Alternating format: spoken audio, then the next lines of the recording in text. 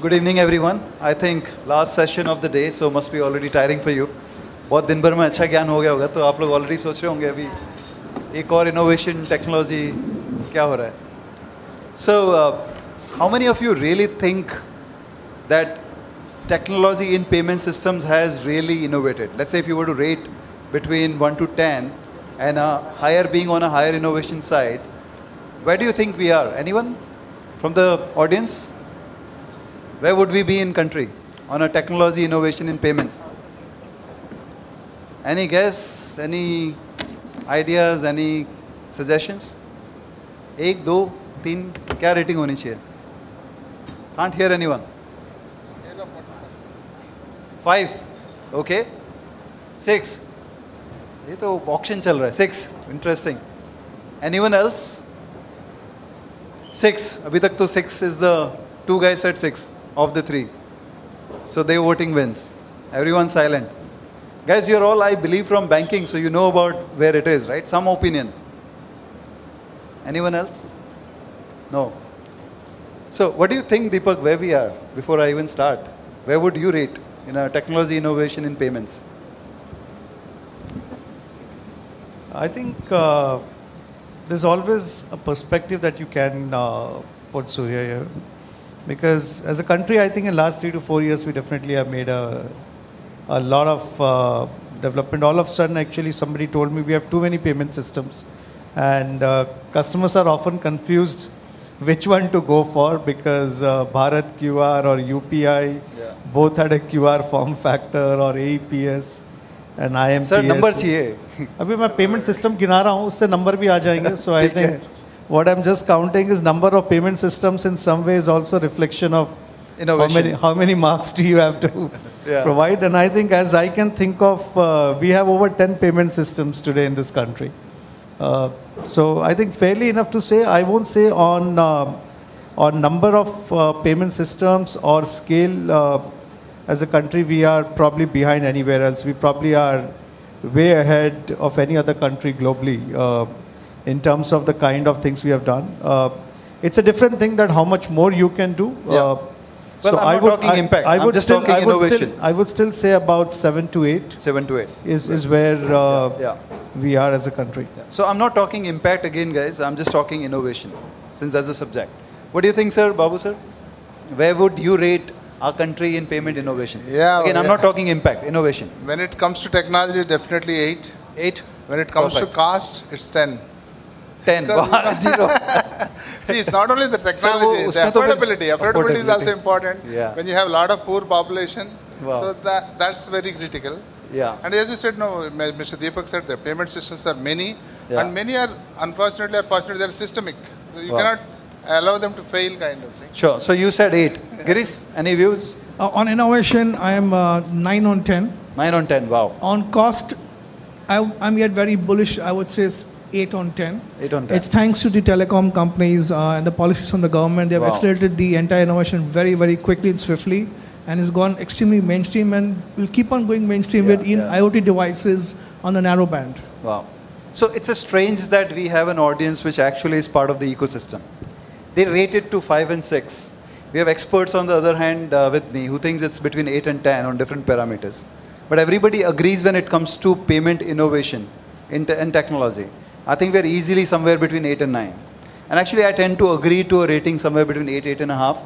I think when it comes to innovation, we have all the ingredient. When it comes to product, technology, we have all of that and best of it. Now, this actually leads me into my first question, and I'll start with you, Deepak.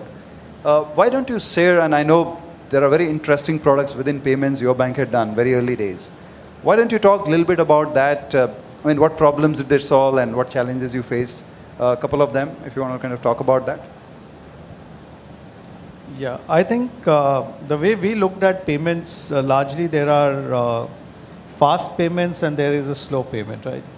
So fast payments are typically what we all associate today with, which is frictionless, ubiquitous, real time, no friction. I mean, and at times also if there's a reward, cashback and all that makes the payment experience a delight. And this is an area where we have seen obviously a lot of disruption, but I don't know how many of you know, long before UPI was launched in the country, we had launched a payment platform called KPay, which was UPI of sorts without UPI as a platform. What we did there was, again, we said, why do you need to have a bank account number and an IFSC code to initiate a payment? And that's where we said you can link your account profile with either your social handle, so it can be your Facebook ID, it can be your Twitter handle, it can be your mobile number, because at that time there was no UPI ID concept. But as a team, we said that how do we humanize payment? And I think with that thought, we had launched KPay, and it was quite successful, just that a couple of banks at that time were not okay for an IMPS pull. So we had built this KPay on the IMPS platform, because IMPS was the only real-time platform which allowed you both pull and push. As long as you link your bank account and authenticate, you could have done that. So I think that was one innovation which we found. The second one, which even till date, and why I'm saying this is because while we all keep saying that UPI has taken a dominant share, answer is yes, for a lot of payment. But one of the payment innovation we did many years ago still remains probably one of the industry's biggest payment innovation by a bank. That was what we called a one-time fund transfer. Now, it may sound very simple or trivial, but we said the payment transfers always had where you had to add a bank account, add a beneficiary, and then make a payment, which was a very, very cumbersome way to make payment. I just want to pay you. Why do I need to add beneficiary? Because it's not that I'm going to pay you every time, right? And we launched something like this one-time fund transfer about 6-7 years back, much before, again, UPI came. And today, close to about 70-75% of our mobile payment is one-time fund transfer. And because of that, our market share among all banks on the digital transaction is still over 5-6%. And I think doing right things for customers is something that we found. While obviously we built payment on Facebook and we built payment there, which were more experiment. But I think the real scale was to solve real problems of customer. The third and the last I would say is, you recall RBI had this regulation that for all transactions, you needed a two-factor authentication, right? We again found this was quite a friction, and we said if you are transacting on certain merchant sites, as a bank, I am ready to take that risk and do underwriting for a transaction below 2,000, but we said we will not do this unilaterally, we'll give customer a choice. So as a customer, you want one factor or you want two factor, you can decide. If you still want two factor, you continue through the journey, but if you feel that one factor faster checkout is what you like, we are okay to offer you that, and if there is any fraud, we will underwrite that risk.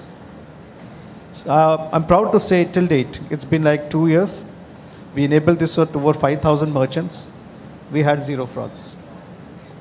So I think picking up right risk, bringing convenience, and close to about 85% customers whom we gave option chose a one factor. So I think providing some of these innovation is where I see the value will continue to come and where banks have a role to play.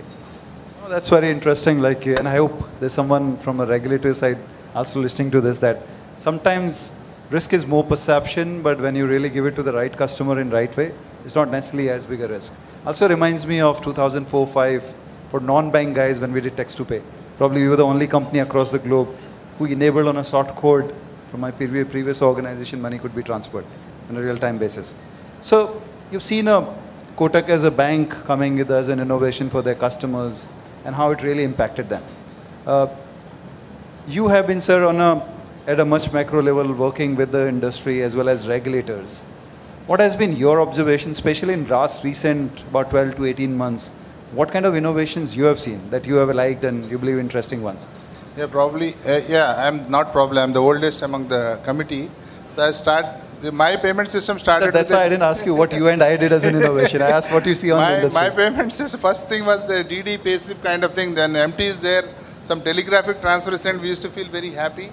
And over a period, we transformed a lot. From there, a lot of payments. So even your IMPS is one thing which is real game changer, not the UPI really, because I'm fortunate to be I'm proud to be with a technical committee member of NPCI during the time, and first time a 24/7 across the banks has happened, which is just, and UPI was built over that with only 2 extra features, and they are building still, right? And now my worry is not only that, having one UPI catering to billions of transactions, definitely there is a systemic issue. That challenge is there, of course, in the next thing we'll talk about it. And we are also not settling in the technology. Technology, we are not settling, confusing the customers. Most of the sessions I take to the students also, I ask them, suppose you want to send 10,000, what do you choose? Somebody says NEFT, somebody says RTGS also. And UPI, IMPS, so many times, so many things to tell. But are they limited to urban elite like us? Are they really passing on to the people? Of course, UPI is definitely passed on to everywhere. Even my car driver, he accepts. He says, "Sir, Google Pay nahi to Paytm mein kar dijiye." They are going to such thing. The innovation is the currency circulation has come down, at least in a small transactions and all, and it's going to happen a lot. Interesting. And, yeah. So I think very few people talk about IMPS as a bigger success and the core of the success before UPI. It's like Intel Inside versus, Apple. They what really created an enablement, or it's the chip inside which really created everything else. That's an interesting point. I agree with you. So we have Greece, who's new kid on the block on the technology solutions, including for payments. Since you're just starting, probably you want to talk about where do you see innovation going? What do you do? Why do you do those innovations or technologies? How you selected technologies? You want to talk about a little bit about your thesis about what you're doing in the technology innovations? Yeah, so we have a startup called AI on the Fly. We are building a complete new platform for APIs, which is going to be completely serverless for the banks and the entire fintech community, and for the enterprises and governments. Low code, no code, basically low code, no code, a deep tech API platform. So where we will outsource the API development work for the entire banks, enterprises, governments, and cut down the development through automation and AI from few months to few days. And we'll have a suite of basically APIs for everybody. These APIs are going to be super APIs, which are going to be connected with the future devices like your IoT, your device which will be embedded in your body on that basis. Interesting. So you're sort of talking about chip in your body. Yes. Remember, there was a movie which talked about it. I think I used to talk a lot about that. So I think we also heard from Deepak saying that there are a lot of things they did very early days. Sometimes it was, while it was liked by consumers, while it was liked by the customers, sometimes regulators saw them risky, their peer banks saw it risky. And because all these spaces is highly regulated, policy, my belief is, plays a very, very important role. A good policy enables new kind of a payment and innovation and scale. Sometimes it stifles. So Deepak, if you were to give some examples of policies that are going to, let's say, make it big and enable, and some which are probably have an impact medium to long term, would you give those examples? That which ones you think will enable and which one you think will stifle? I think we all know post-Demon there was a surge in digital payments, right? While there were many options came up, but also I think the readiness of consumer at that time was peaking because of 2 or 3 things that happened dramatically in this country. One was thanks to Jan Dhan, there were more debit cards that were there in hand of consumers.